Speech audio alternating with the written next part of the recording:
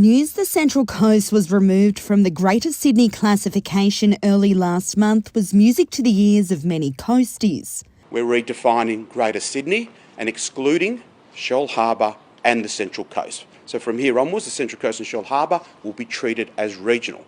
However, it was very short-lived. Central Coast residents can't travel to other regions until we hit the 80% double dose mark.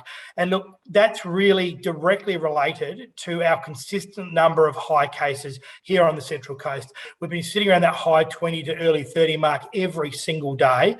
But let's be really clear, if you're travelling for work and all the reasons you have been at the moment, those still remain.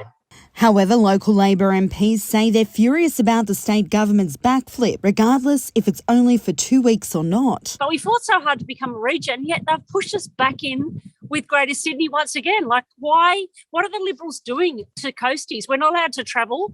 Newcastle's allowed to come here. Sydney's allowed to come here. And yet the government's completely taken that regional victory from the coasties and absolutely squashed us and allowed Sydney to come up here, which is not really what coasties want. It's great for the business, but as far as people with cases coming to their holidays homes, it's something that coasties have really stood up against. But that's the free-for-all without our freedom to travel. When we get to 70%, anybody that is double dosed and has been double dose vaccinated in Sydney can travel to the Central Coast. But what I want to assure Central Coast residents is that travel is only available to people once they've been double dosed. We're a massive region, and yes, we've got some cases now, but we've been fantastic. The cases are all coming from Sydney, and they'll probably continue to come from Sydney. There's no health regulations pointing it out. There's no press releases to the local media to keep coasties informed. There's no communication with local members of parliament. It's a really disappointing, I think a real slap in the face for people from the Central Coast right now.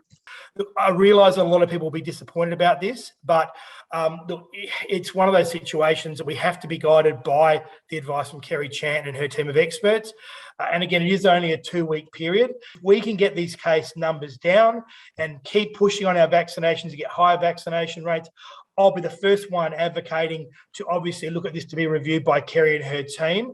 But at the moment, she still deems that there is too great a risk to other regional areas. Liberal federal member for Robertson, Lucy Wicks, has also lent her voice to the cause again and is writing to the Premier asking for clarification and to advocate for the region. Yes, absolutely. Stand by the federal, whoever's going to call out, to actually put us outside that Metro Sydney and give us the freedom to travel. Or if Newcastle's got those case numbers, this is the challenge of having an interview on the wharf on the beautiful Central Coast with the jet ski going past.